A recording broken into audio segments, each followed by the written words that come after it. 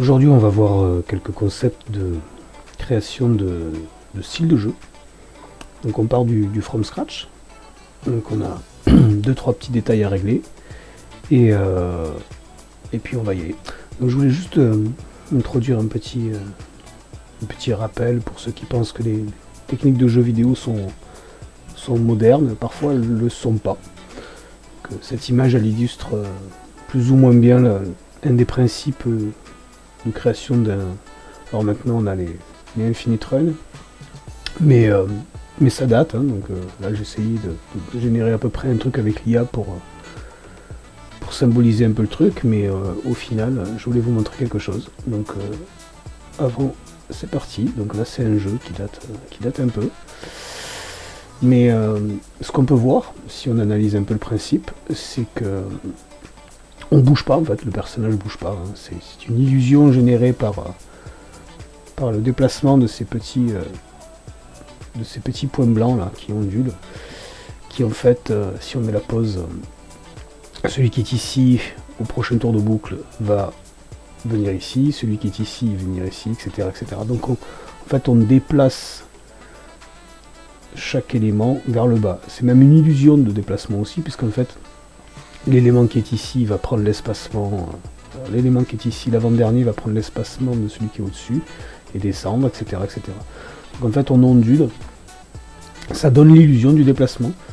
Donc c'est un jeu qui date doit avoir une quarantaine d'années quand même. Donc, voilà, le principe est assez simple.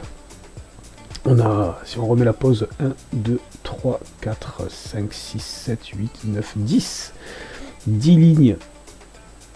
Un tableau, hein, en gros, qui contient ni plus ni moins, comme c'est plus ou moins centré à chaque fois, donc il contient certainement au moins la position de départ et la position de gauche, position de droite. Donc un tableau qui contient une paire de valeurs. C'est comme ça qu'on peut l'imaginer.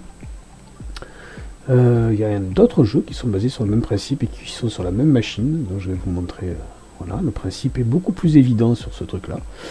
Là on voit bien qu'il fait descendre au fur et à mesure, hein. Donc ici ce qu'on voit sur cette ligne là va passer sur cette en dessous. C'est parce que j'enlève la pause. Hop, voilà, on voit bien le principe. Je dessine en gros ici quelque chose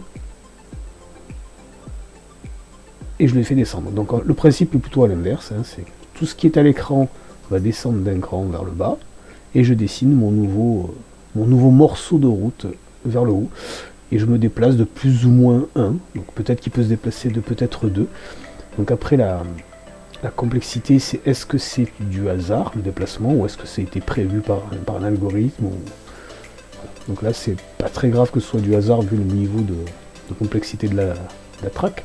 Alors bien sûr avec ce genre de mécanisme on ne peut pas faire de virage assez fort, on ne peut pas faire de virage à 90 degrés, mais le principe de base fonctionne.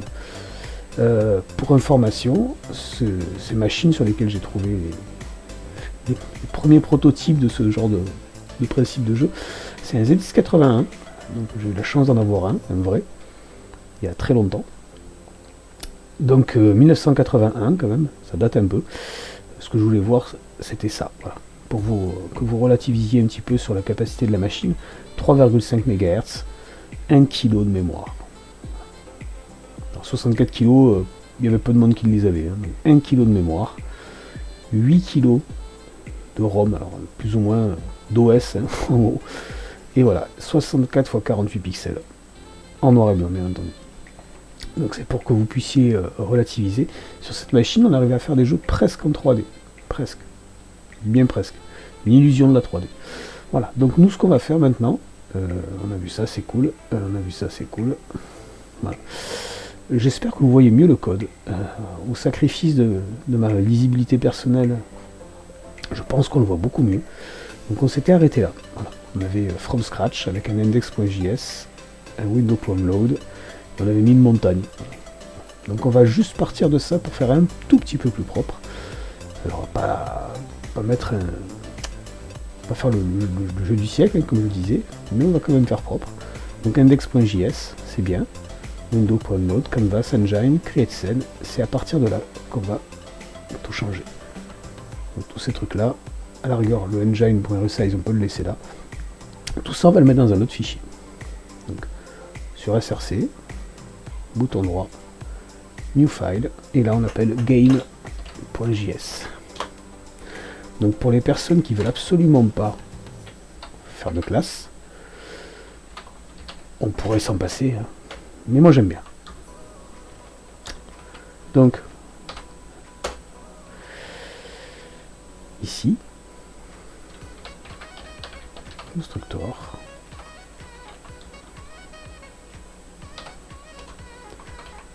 export, default, game. Est-ce que c'était compliqué? Je crois pas. Init. On peut rester générique, hein, init game. On n'est pas obligé de mettre init game. Update. Et pour l'instant c'est tout. Avec éventuellement un delta, mais comme c'est lui qui va le calculer, on va pas aller jusque là. Voilà, ça, je sauvegarde. Éventuellement, on pourra devoir peut-être mettre un async devant, on verra. Pour l'instant, on va faire simple. Donc tout ce qui est dans le index.js, tout ce qui est en rapport avec le jeu, alors on va virer des petits détails. Hein. On va virer ce let papa qui est là. On va le virer aussi ici.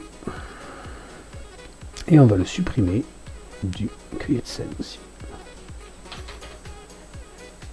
Et on vire grave aussi. Non, on le laisse.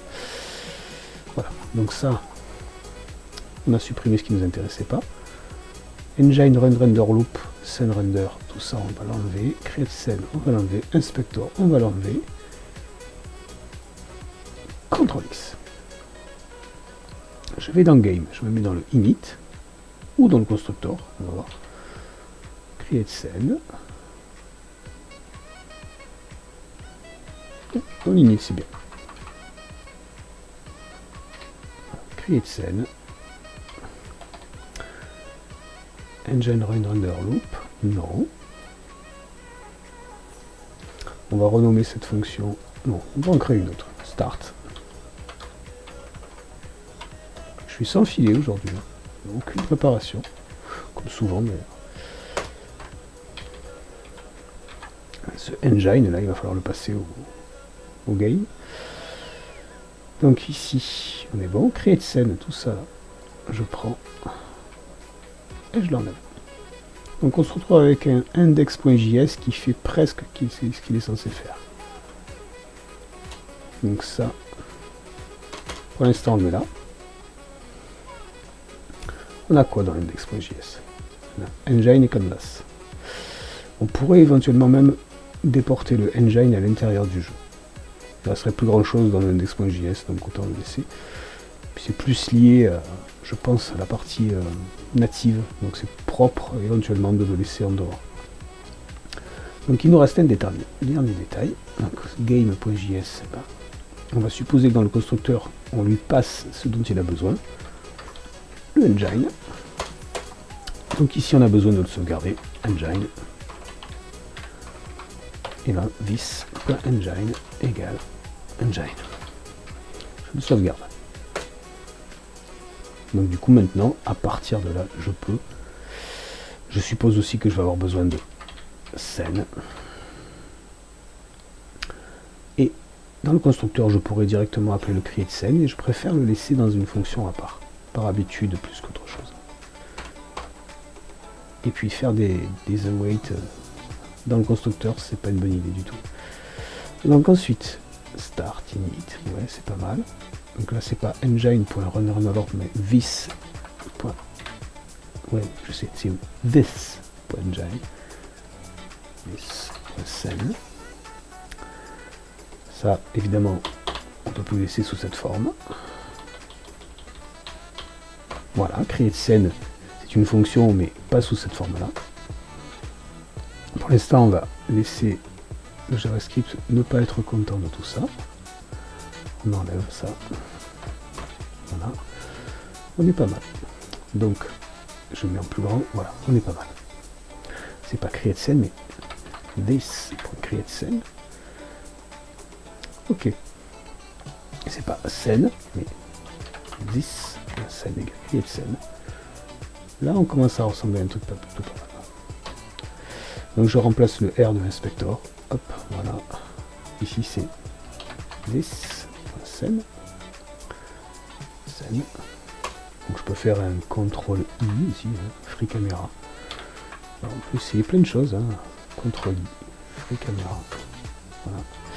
Et je surligne CTRL I, Vector 3.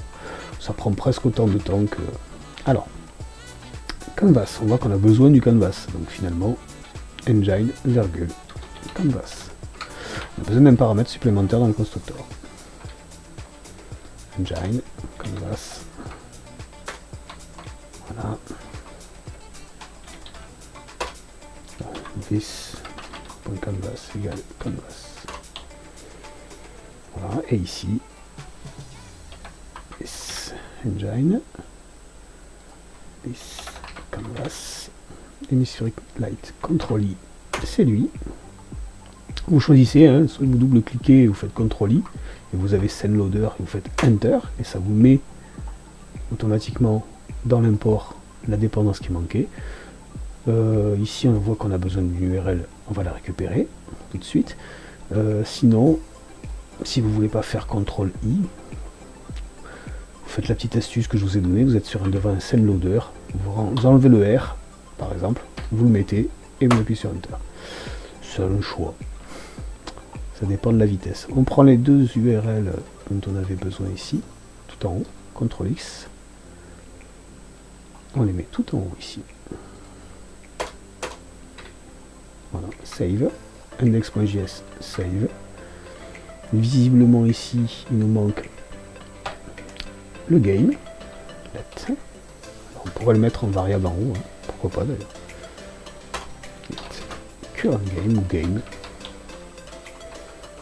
Et donc ici, game égale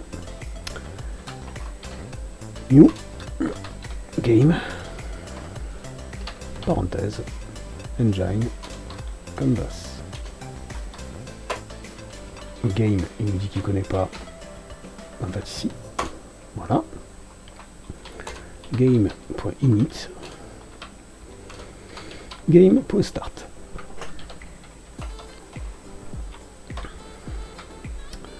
En théorie, ça, il faudrait plutôt le faire avant. Voilà. C'est quand même un peu mieux. En théorie ou en pratique d'ailleurs. Alors ensuite, qu'est-ce qu'on a? Donc ici, constructeur, on a bien ça. Init, on a bien le create scene et le show. Start, on a le run render loop et scene render. C'est pas mal. On va avoir des erreurs évidemment, mais qu'à notre propre avis, hein, reading scene, reading scene, reading scene, reading scene. Alors, on revient ici. Create scene. Ici, voilà. Scène, scène. C'est celui-là, non, donc ça devrait marcher. Et ça va peut-être poser problème, effectivement, caméra. Quoique non, ça ne devrait pas. Return scène. Donc, déjà, de toute façon, on pourrait laisser comme ça, mais vis.scène égale create scène. On n'a pas besoin de l'affecter déjà. Par contre, dans create scène, vis.scène, ça me choque moins. Je préfère le faire comme ça. Hop. Et du coup, CTRL D. Mais non, ça va pas marcher. Hop. Alt. Alt. Clic, clic. Alt. Clic, clic. Ici. Vis. Ah, il veut pas. Alors, vis.scène.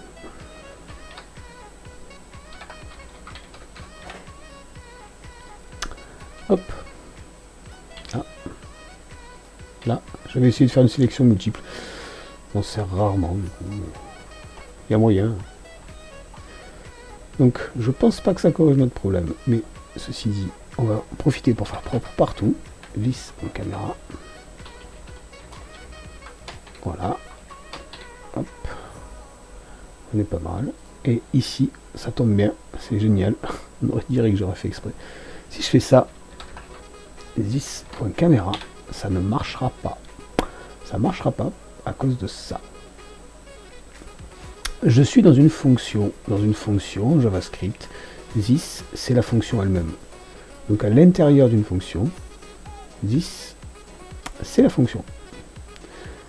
C'est comme tout est objet en JavaScript, ben, ça c'est un objet, et à l'intérieur de cet objet, this, ben, c'est la fonction elle-même. Donc, avant que ES6 existe, ou même TypeScript, on avait des petites techniques pour gérer ce genre de petits problèmes. Il y en a une autre maintenant, qui est beaucoup mieux, qui est beaucoup plus propre. Et je vais vous montrer tout de suite. Donc j'ai surligné fonction là. Je le supprime. Et je passe par un arrow function. À partir de ça, this à l'intérieur de cette fonction n'est pas redéfini par la fonction elle-même. Et donc this ici fait bien référence à ma classe en cours, c'est-à-dire celle de game. Donc on va faire pareil pour celle d'après, même si pour l'instant elle n'utilise pas this. Voilà, ça c'est bien. Je sauvegarde. Est-ce que tout fonctionne ou pas? En tout cas, on n'a plus d'erreur. On n'a plus rien à l'écran. Est-ce qu'on a des nodes? On a une caméra, Mountain, Player. Donc il manque un dernier détail peut-être. C'est comme s'il n'y avait pas le render qui était appelé. Alors, le render, il est censé être fait là-dedans. Pourtant le start, il est bien là. On a bien un init, create scene, et un start. Et dans l'index, on a bien game init et game start. Donc, comment on fait? Ben, on va débugger, tout simplement. Alors, il y a plein de manières. La première fois, j'avais montré qu'on pouvait débugger depuis ici. Donc, on va afficher. Là, il nous dit qu'il y a une erreur, hein, clairement. Cannot read properties of undefined running cell. C'est la même erreur que tout à l'heure, en fait. Il nous dit ici qu'il peut pas. Il ne trouve pas ça. Donc, on va essayer de voir pourquoi. Alors, j'ai dit qu'on pouvait débugger dans le navigateur, mais c'est pas forcément toujours pratique. Alors, je vais vous montrer une autre technique. On se retourne ici, donc dans notre Visual Studio Code, et je peux mettre un breakpoint ici. Et je vais dans Run and Debug. Alors il va me dire Run and Debug, JavaScript Debug Terminal, Debug. Bon, Run and Debug, c'est bien. Là il me propose, vous voulez faire quoi? Une web app en Chrome, une web app en Edge, Visual Studio Code extension, Node.js. Moi c'est... Alors, vous choisissez. Hein. Moi je vais prendre Chrome pour l'instant, mais ça me choque pas d'utiliser Edge. Aucun problème avec ça. Et là je fais Start Debugging. On va cacher les volets qui servent à rien. Voilà. Donc, voilà. Il a lancé le debug. Alors, vous voyez pas, je vais le mettre ici à côté, je vais le mettre par-dessus, mais il a bien lancé mon navigateur. Hein. Ok. Donc ici, je suis en breakpoint sur game. Alors, j'ai des variables, je peux mettre des watch, j'ai le call stack, donc la pile d'appels, par où je suis passé pour arriver jusqu'ici. Et ici à l'intérieur, je peux faire continue. Donc je suis arrêté là, le jeu est arrêté. Continue, step over. Donc je passe à la fonction d'après, donc la ligne visuellement ici, en tout cas la ligne en dessous. Step into, je rentre à l'intérieur, donc on va le faire un step into. Donc step into, step into. Voilà. Je suis bien ici, donc je regarde, est-ce que je reçois Engine, est-ce que je reçois Canvas, on les voit ici là. Donc a priori eux sont peut-être bons. Canvas, under Canvas, visiblement il y a des trucs. On passe. Game.init, step into. This create scene. Eh ben oui, on continue, step into. This.scene égale new scene et this.engine. Là, on va pas faire un step into, on va pas aller débugger Babylon.js. Mais ce qui m'intéresse, c'est que je suis passé un step over. Et dans this, j'ai bien scène égale caméra, etc. Donc visiblement, il a bien créé la scène. J'ai pas eu d'erreur. This caméra égale du free camera, set target, attach control, light, intensity light, Import mesh. Il y a de fortes chances que ce soit lui qui pose problème. J'ai peut-être oublié un send quelque part, mais je vois pas, donc non. Alors on peut faire autre chose, step over encore. Pour rentrer là-dedans, on peut mettre un breakpoint à l'intérieur de ça aussi pour voir s'il fait des choses. Step over, step over. Donc là, visiblement, pas de problème. Je vous montre juste un dernier détail. Je vais remettre un breakpoint ici, clic, et je fais continue. Et on arrive bien ici. Et c'est visiblement lui qui va poser problème, parce qu'il n'y en a pas beaucoup d'autres. Ou oui. Mais non, puisqu'on est déjà passé, et que a priori, j'ai pas vu d'erreur sur la console. Donc, je me mets à l'intérieur de la game loop, continue. Step over. Et là, error. Donc, il y en a bien une erreur sur le render. Ok. Donc, il met quoi? Target subtract is not a function. On a bien un petit problème quelque part. On doit avoir hérité d'un problème avant. Okay. Donc, on arrête tout. On ferme ça. Donc, quand on a des bugs qu'on ne comprend pas, on simplifie. Par exemple, on se dit que ça, potentiellement, ça pourrait poser problème. Donc je mets un commentaire. Et une porte mesh. Je sauvegarde. Et je relance. Alors du coup, j'ai plus besoin de mon breakpoint ici. Je sais que tout ça c'est bon. Game.start. A priori, les variables sont sauvegardées correctement, donc c'est bien juste lui qui pose problème. Et là, je le vois, l'erreur. J'espère que vous la voyez aussi. Mais bon, peu importe. On est passé en classe. J'espère que vous la voyez.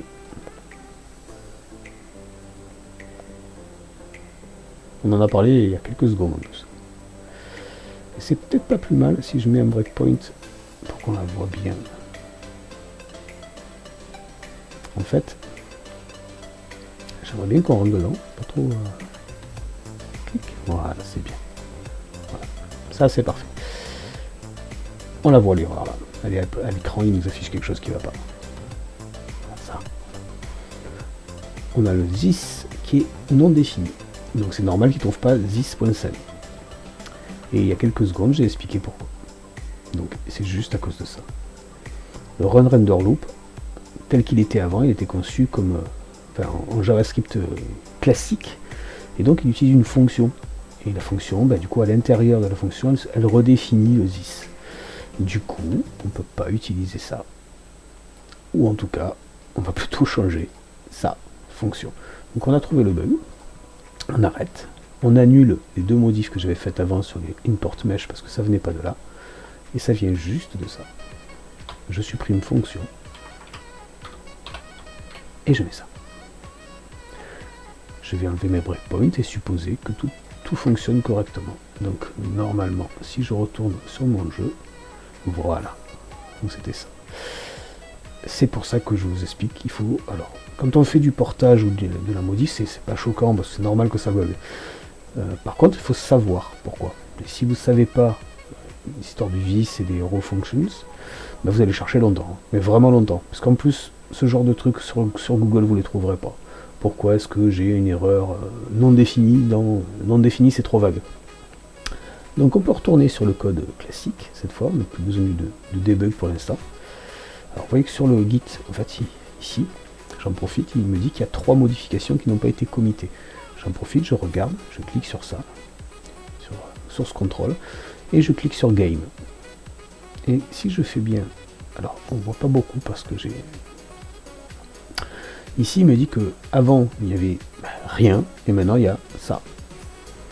Sur celui-là, c'est pas très pratique, mais sur Index, voilà, si je cache, il me dit avant j'avais ça, maintenant il n'y a plus rien. Avant, j'avais pas de ligne ici, maintenant j'ai un import. En fait, il vous fait un diff. Avant, vous aviez ça, maintenant il n'y a plus rien, etc., etc. Avant, il y avait ça, maintenant il y a ça. Ça vous permet de voir quelles sont les modifications que vous avez apportées. Et savoir si vous les acceptez ou pas. Alors après, vous apprendrez à utiliser éventuellement les discards, etc. Moi, j'avais commité en mettant vidéo du dimanche matin. Il est 7h57, c'est presque une heure normale. Voilà. Les êtres humains vont bientôt se réveiller. Donc, on continue. Du coup, j'avais quand même au début fait tout ça pour montrer quelque chose d'important. Donc là, on est dans un game.js, et puis finalement, ça y est, c'est pas si mal. J'expliquais, il faudra faire peut-être des await, etc. Pour l'instant, on va rester simple. Voilà. Moi, ce qui m'intéresse, c'est pour l'instant la player. Le player, on l'avait retaillé très petit parce que le mesh était la montagne, etc. Je vire la montagne. Objectivement, je suis pas convaincu d'en avoir vraiment besoin. En tout cas, pour l'instant, elle me gêne. Le mesh ici, on va le faire. Ouais, c'est pas mal comme ça. On va le faire 10 fois plus grand, hein, le player. Alors, la caméra, du coup, on va la remettre à une position correcte aussi. Et on sauvegarde et on regarde ce que ça donne. Voilà, on revoit notre personnage comme il faut. Ok, ce que je voulais montrer, c'était ça. J'ai besoin de faire un jeu type le running. On va le faire simple. Donc normalement, par exemple, track, new. Alors c'est un mesh builder plutôt. Mesh builder.createbox. Donc là on va l'appeler track. Track middle. Alors, sa size. Width, 2 points, on va mettre 5. 5 mètres, plus ou moins, peu importe. La hauteur, on va mettre 0,1. La profondeur, 2 points. On va mettre 2. Pourquoi pas 1. Voilà. Je sauvegarde et je regarde ce que ça fait. Donc c'est bien. Je suis certainement un petit peu dedans parce que si je m'approche un peu, on voit que les pieds sont un peu à l'intérieur, ce qui est normal. J'ai un mesh ici qui a une certaine hauteur que je pourrais descendre éventuellement. Pour l'instant, on va laisser comme ça. Ça donne l'impression qu'on est dans de la neige, pourquoi pas. Donc le principe, c'est qu'on va utiliser ce que j'ai montré au début de la vidéo. C'est-à-dire qu'on va multiplier, on va supposer que ça c'est notre piste. Voilà. Je vais vous montrer. La track, elle est composée de différents éléments. Par exemple, track left. Alors du coup c'est main track ici plutôt. Main track. Track. Alors, on va mettre left border égal. Bah, c'est pareil. Hein. Mais left border. Alors, la largeur du bord, elle est de, bah, on va mettre 0,1 ou 0,2. La hauteur, on va mettre 0,5. Profondeur, pareil. Left border, point, position, point, 7, ou point, égal new vector 3 si vous voulez. Donc, je veux le mettre à gauche de ma piste. Ma piste fait 5 de large. Donc ma position déjà c'est moins 2,5 approximativement. Parce que c'est la moitié. Ensuite, la hauteur que je vais donner, je sais que je suis à 0,5 ici. Qui est la hauteur de mon left border. Donc il faut que je sois au moins à 0,25 de haut, c'est-à-dire la moitié. La profondeur, je ne touche pas. Donc 0. Je sauvegarde et je regarde ce que ça donne. Voilà, c'est pas mal, mais on voit que c'est pas... Il y a un petit détail ici. On voit que c'est pas terrible. C'est juste qu'on est un petit peu trop haut parce qu'on n'a pas pris en compte la hauteur de la piste principale elle-même. Donc ici, quand on a mis 0,25, on s'est déplacé par rapport à la moitié de ça. Mais on a laissé un peu de morceaux de route derrière. Donc ce serait moins, par exemple, parenthèse, 0 point sur 2. Qui est l'épaisseur de lui. Si je sauvegarde, voilà, là on est bien raccord. Donc, on est bien raccord. Bien entendu, tous ces calculs, tous ces trucs en dur, on va les mettre en variable après. Hein. Là, par exemple, moins 2,5, c'est 5 sur 2. Donc, c'est par exemple, on peut faire ça tout de suite d'ailleurs. Moins 5 sur 2. Voilà. 0,25, ben en fait, c'est 0,5 sur 2. 0,5 sur 2. Et tout ça, après, on va le rendre paramétrable. Okay. Left border. Et ben, on va faire le right border. CTRL D, CTRL D. Et HD border. Donc, le right border, ben, c'est tout pareil, sauf que il n'est pas en moins 5 sur 2, mais en plus 5 sur 2. Le reste, on ne touche pas. On sauvegarde, on regarde. Voilà, ça, c'est pas mal. Alors c'est un peu court en profondeur, on va augmenter la profondeur. Alors depth, on va mettre 2, 2, 2. Voilà. Le principe donc, ça va être de répéter ça plusieurs fois. Alors la caméra me gêne, donc caméra Y, save. J'ai inversé l'axe Z. Voilà. Commence à ressembler à un truc sympa. Donc, bien entendu, il faudrait faire en sorte que right border et left border soient dépendants de main track. Si on bouge main track, les deux autres sont liés. Donc, c'est histoire de parent, on va voir. Par contre, on va faire tout de suite quelque chose avant. On va regarder le 5 ici. 5 sur 2, 5 sur 2. Et on va donc mettre des constantes tout en haut. Alors, on en a besoin de quoi? On a besoin de celle-là. Donc, width, par exemple, c'est track. Width. Qui est égal à 5. Track width, ici. Track width égale 5. Après, on va avoir besoin de width et déjà de base. J'avais 0.1 et 2 de mémoire. Alors, track dex, lui c'est le plus facile. Il suffit de le mettre là. Track dex, hop, ici, ici, ici. Donc track width, ici. Voilà. Track width, donc c'est plus 5 sur 2. Mais track width sur 2. Qu'on pourra aussi mettre en constante. Track width sur 2. Il faut se méfier, on n'est pas dans un langage compilé, donc il va interpréter ça. Ça veut dire qu'il va le calculer à chaque fois.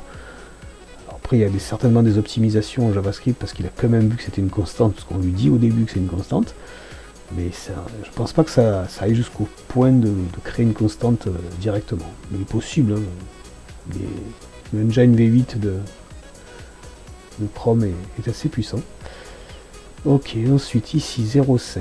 C'est 0.5. C'est le 8. On vérifie bien. J'ai mis 0.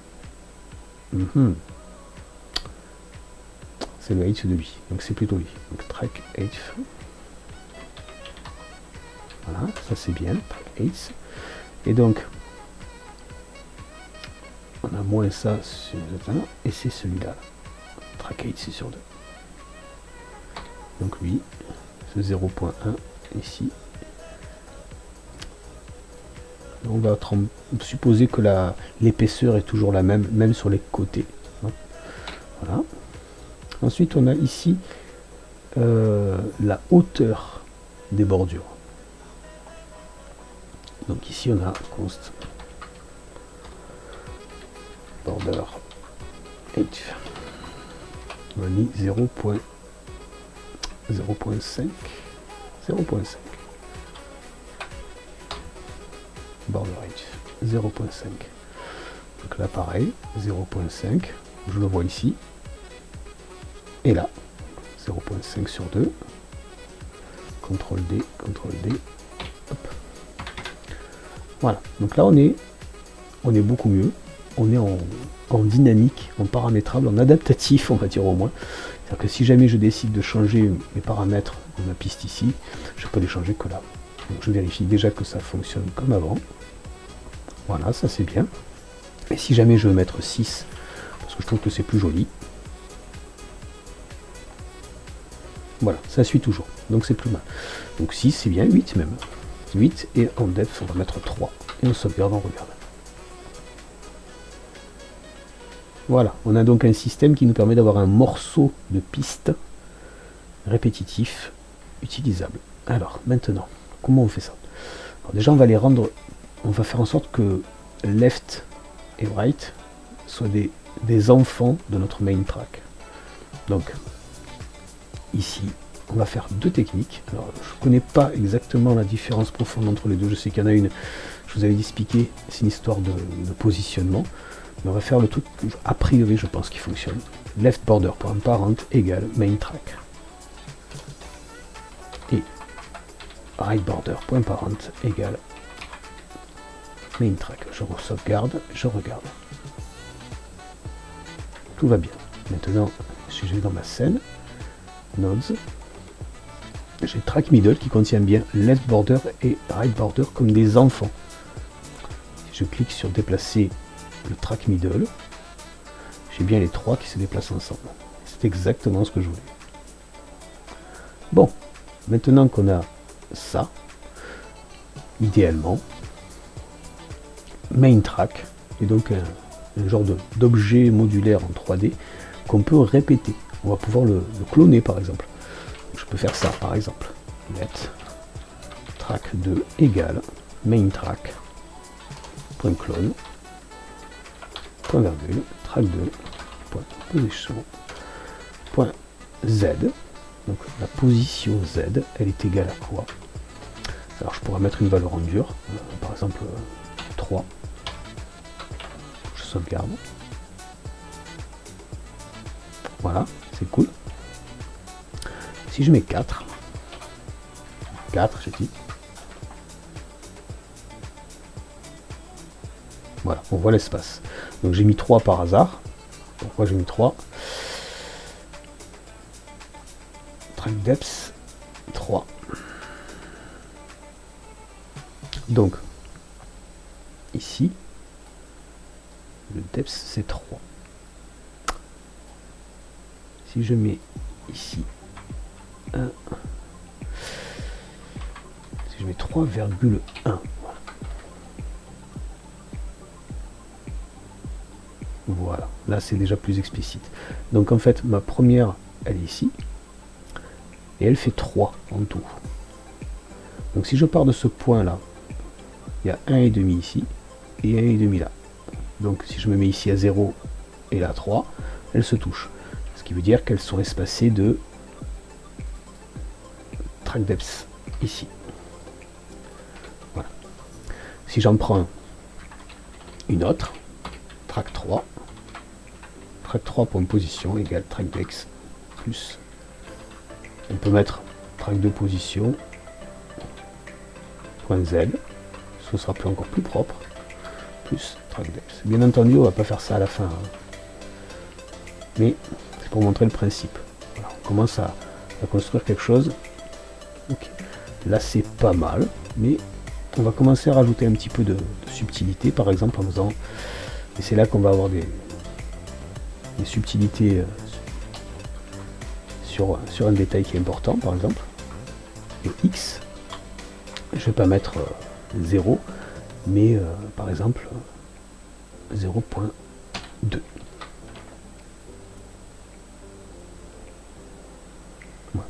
Alors oui, je sais, il y a un décalage ici, on pourrait le gérer d'ailleurs.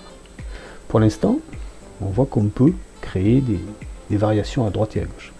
On verra comment on gère ça. Pour l'instant, nous, de toute façon, dans l'optique que j'ai en tête, c'est pas exactement ce qu'on va faire. Voilà.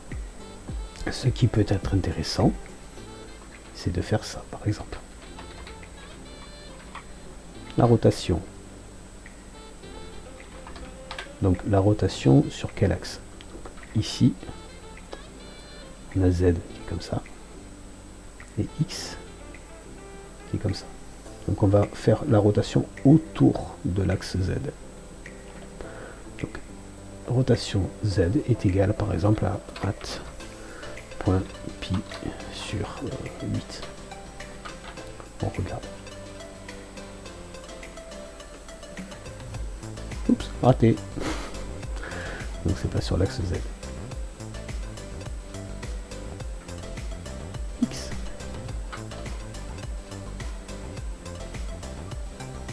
Voilà. Donc il est un peu en arrière. Ok. Alors bien entendu, si je change ça, sauvegarder. Voilà. Donc là on commence à s'amuser un petit peu. Alors on va faire un truc tout bête. On va faire moins sur 32. Hop, la rotation sur le troisième, on va faire la même.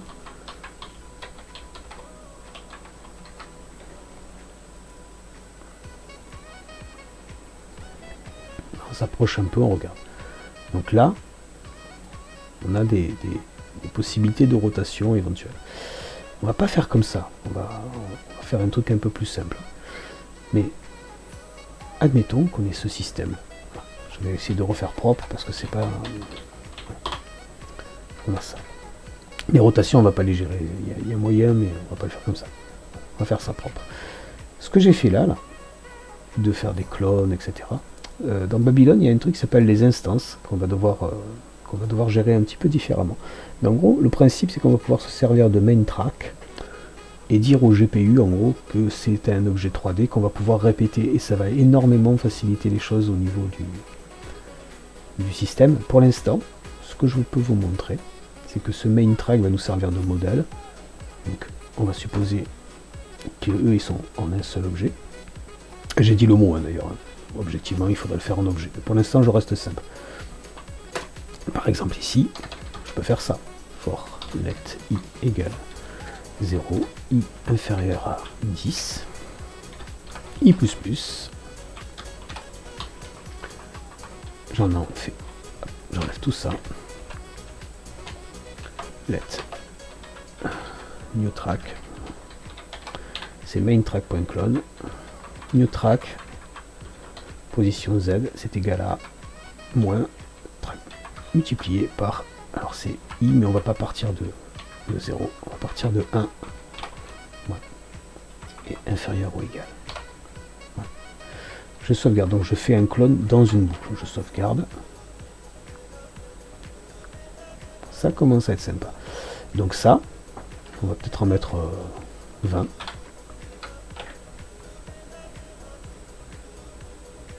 Voilà, c'est sympa. La caméra, on va s'approcher. Donc comment on fait ça? Ben, ici, on voit bien qu'il y a un souci. On va devoir leur donner un nom et les mettre dans un autre parent. Mais pour l'instant, on va rester comme ça. La caméra qui est ici, elle est active. Je vais m'approcher un peu. Voilà. Et je regarde. Position 3,79. Et surtout, c'est ça qui m'intéresse. 5,99. 3,79. Donc 3.8 et on a dit 5. Allez, 6. Je sauvegarde. On y est presque. Ici, le target est un peu plus loin.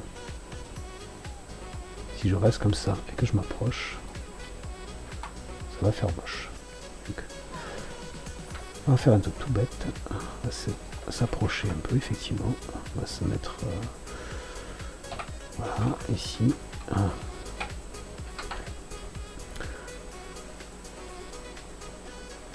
Ouais, non, c'était bien comme ça. 3.8. C'est le target qui va poser problème, parce qu'on est en train de regarder sur le 0. Donc on va pas regarder sur le 0. New, vecteur 3.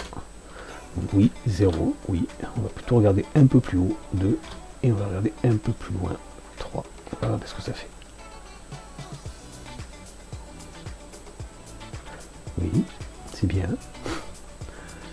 Alors c'est peut-être lié à ça. 4. Un petit peu trop. Donc avant de bidouiller, node, caméra, target ici. Je clique là et je peux changer en dynamique. 3, voilà. 3, c'est bien. Voilà, pour l'instant j'ai un truc de base.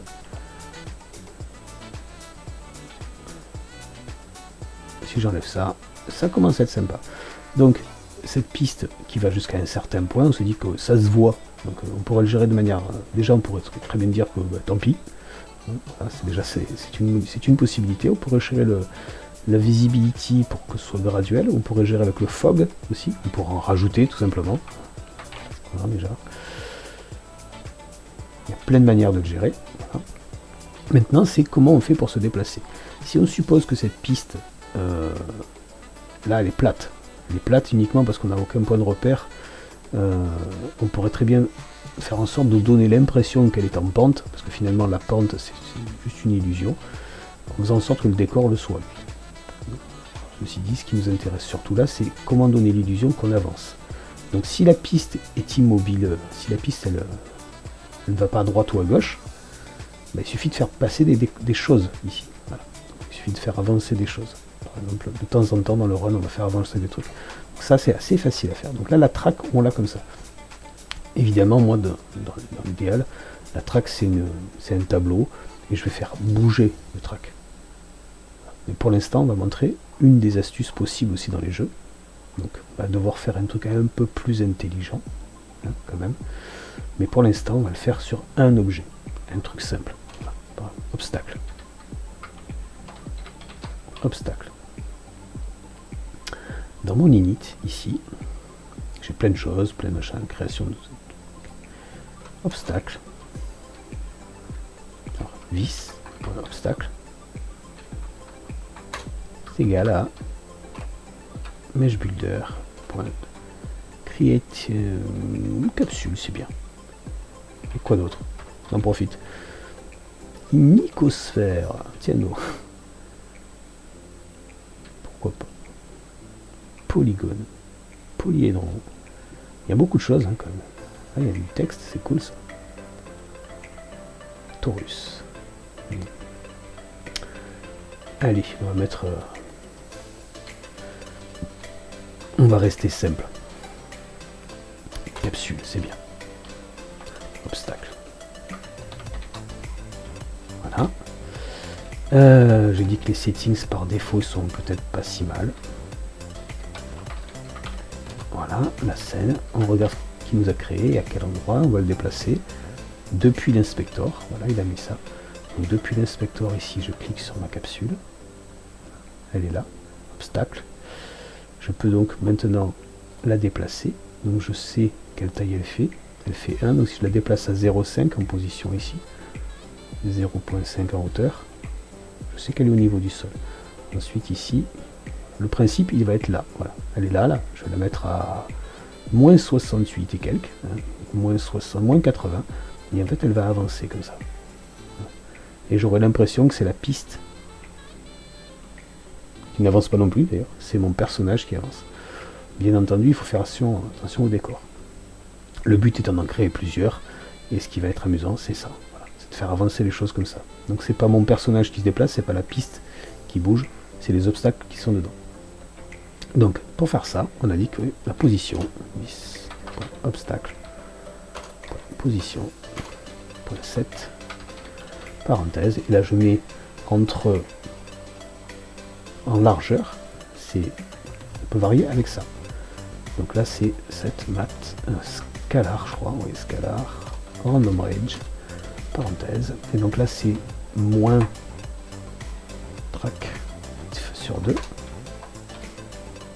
On rajouterait de la marge éventuellement, on verra ce que ça fait. Il faut rajouter le radius aussi de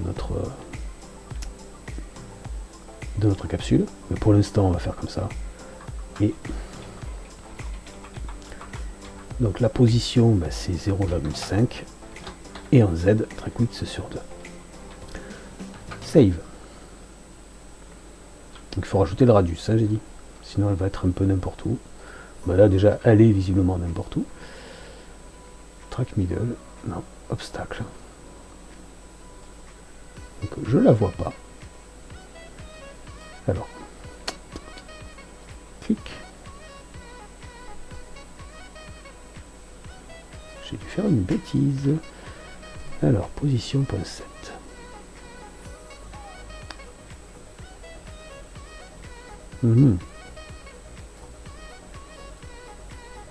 Oui, effectivement, c'est un peu idiot ce que j'ai fait. Totalement. Alors, ça, virgule 0.5, virgule 50. Et quand on fait des vidéos, des fois on n'est pas concentré. Donc je ne suis pas du tout, visiblement. Obstacle.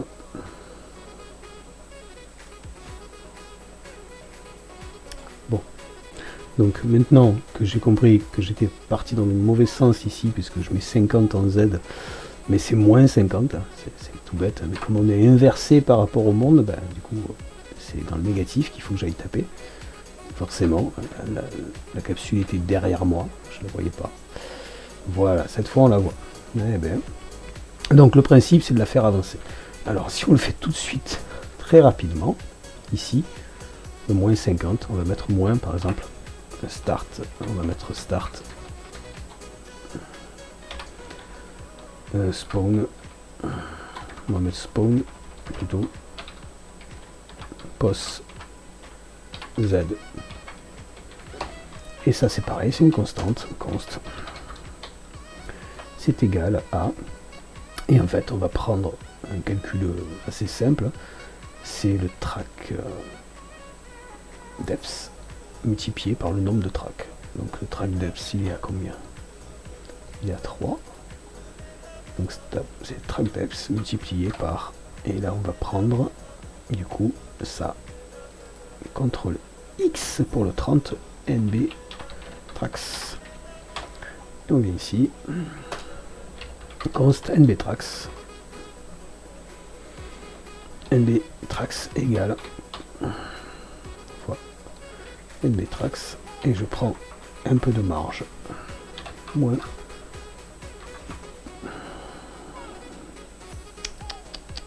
moins 1. Pas oublier que je suis dans le négatif. Donc ici, hop, on est bien. Je sauvegarde. Voilà, on la voit là-bas, tout au fond. Si je fais un refresh, on voit que de temps en temps, elle n'est pas au bon endroit, mais enfin, elle se déplace à droite et à gauche. Il faudra qu'on fasse attention, effectivement, ce que j'expliquais, c'est pas moins track width sur 2, c'est moins track width sur 2 plus le radius de la capsule, qui par défaut, je ne le connais pas, mais ça doit être à 0, quelque chose. 0,5, 0,4, enfin, un truc comme ça. Pour l'instant, on ne va pas s'en occuper. Ce qui est intéressant, c'est que maintenant, cet obstacle, ici, a une position bien précise. Donc, dans mon update, ici, plutôt là, donc, dans le start, ici, on va plutôt faire un truc, une toute petite modif. Bon, déjà, on va enlever l'update, finalement. Non. On va faire... si, c'est bien. On laisse comme ça. On laisse comme ça. On est trop puriste après. Donc ici, on va faire un list.obstacle position .z. Donc on veut qu'il s'approche de nous. Plus égal 0,1. Vous vous rappelez cette histoire de delta time? Donc let delta égale, donc c'est this.engine.get delta, je crois que c'est du get delta time tout simplement. On va le diviser par 1000 pour être en secondes, pardon, parce que c'est des millisecondes. Ok, c'est 0,1 multiplié par delta. C'est pas la meilleure, c'est pas la seule et unique manière de gérer les FPS, c'est pas la version la plus absolue. Il y a des petits détails, franchement ça marche plutôt pas mal. Donc, voilà. Si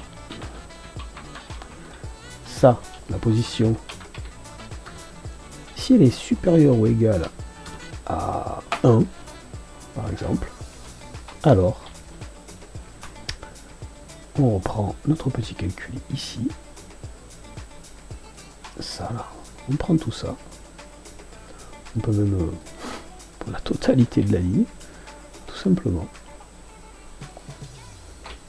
et on refait ça. En gros, si la position devient derrière nous, en gros, ben je remets l'obstacle à un endroit au hasard en face. Je sauvegarde et on regarde. Probable que ça marche. Ou pas. Alors. Moi je le vois pas bouger.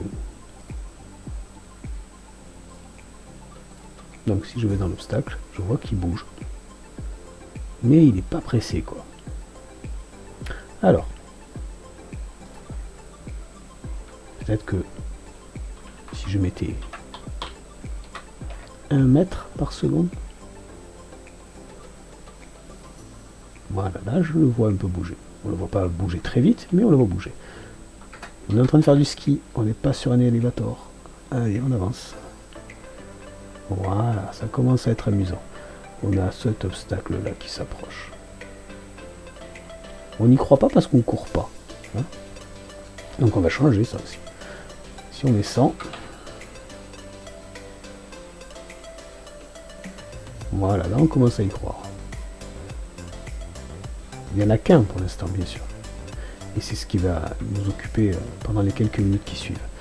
Alors, ici, on a un obstacle. Donc ce qu'on va faire, on va créer un tableau.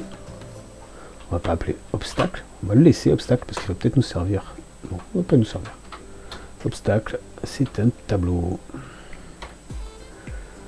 Voilà, obstacle est un tableau.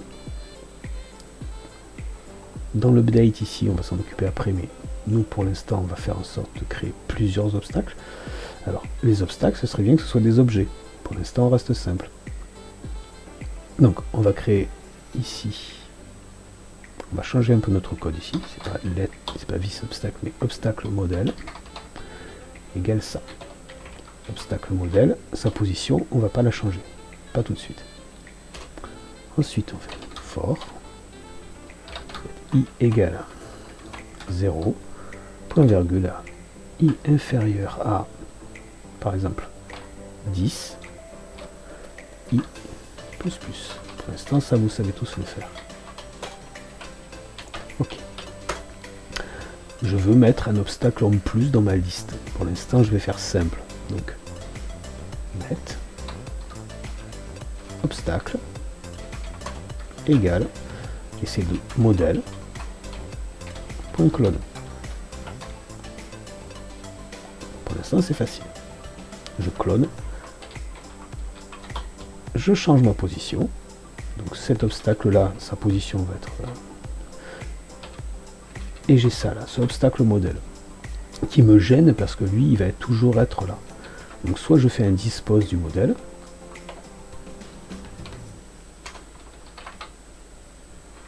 Ça, comme ça. Je lui demande à Babylon.js de le supprimer. Alors on va pas utiliser ça là. Ça va marcher. Hein. On va faire en 2 étapes. On va d'abord faire le clonage, faire les positions, et après on va voir qu'on va utiliser d'autres mécanismes de Babylon.js. Les instances, les fin instances peut-être. On va voir. Je n'ai pas trop regardé la doc là-dessus en fait. Donc on va regarder ça. Pour l'instant, on va faire comme ça. Donc on a un modèle. On le clone, on change la position du clone, on le dispose. Et ce modèle-là, du coup, on va juste faire en sorte de obstacle. Donc c'est this.obstacle au pluriel, point push. Push, donc c'est un tableau, hein, JavaScript, et là je mets obstacle. Voilà. Donc je le mets dans un tableau. Donc j'ai 10 éléments. Donc on va plutôt mettre CTRL X, NB, obstacle. Voilà. Et on définit const NB obstacle égale 10. Ok. Il nous reste un dernier détail à régler, c'est l'update. Dans l'update, ici, on déplacer notre obstacle. Donc on va laisser ça pour l'instant. On va juste faire une boucle. For. Ah, pas focus. For. I égale 0. I inférieur à. Donc là c'est this.obstacle.length. I plus plus. On fait quoi? Je ferme la collade. Format document. Voilà. À l'intérieur de ce truc-là, je vais faire un let obstacle égale vis.obstacles. Crochet de i, point virgule. Et après, j'ai juste enlevé le vis qui est ici. Voilà. Et c'est tout. Si j'ai fait ça bien, ça suffit. On enlève même les accolades qui servent à rien. Voilà. On rapproche ces deux-là. Et on sauvegarde. Et on va vérifier. Hop, ici. Waouh. Alors, c'est bien, sauf qu'on voit qu'il y a un dernier détail à régler. C'est le spawn se fait en même temps. Parce ils arrivent au même niveau en Z. Donc ça, on va le régler. On va donner une petite variation sur le spawn en Z. Donc là, actuellement, le spawn Z, c'est le maximum. Donc on va mettre un petit peu moins, éventuellement, que le maximum. Donc, on va faire pareil. Donc on va décomposer un peu, parce que ça commence à être un peu illisible. Moi, j'aime pas les trucs illisibles. Donc let x égale, c'est un scalar random range de ça. CTRL X, X. Voilà, ça me plaît bien déjà. Le Y, on ne le met pas en paramètre, parce que c'est la moitié de la hauteur du truc. On pourrait, hein. Ensuite, let, Z égale, et là c'est pas moins spawn Z. On va faire un random range aussi, pourquoi pas. Scalar, voilà, random range. Donc, notre minimum, c'est spawn Z, par exemple. Moins, spawn Z, moins 5.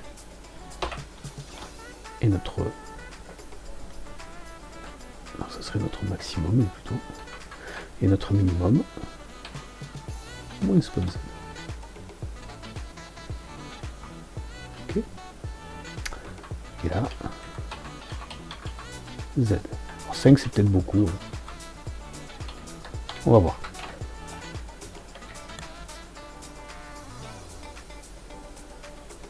C'est pas assez, même, je dirais.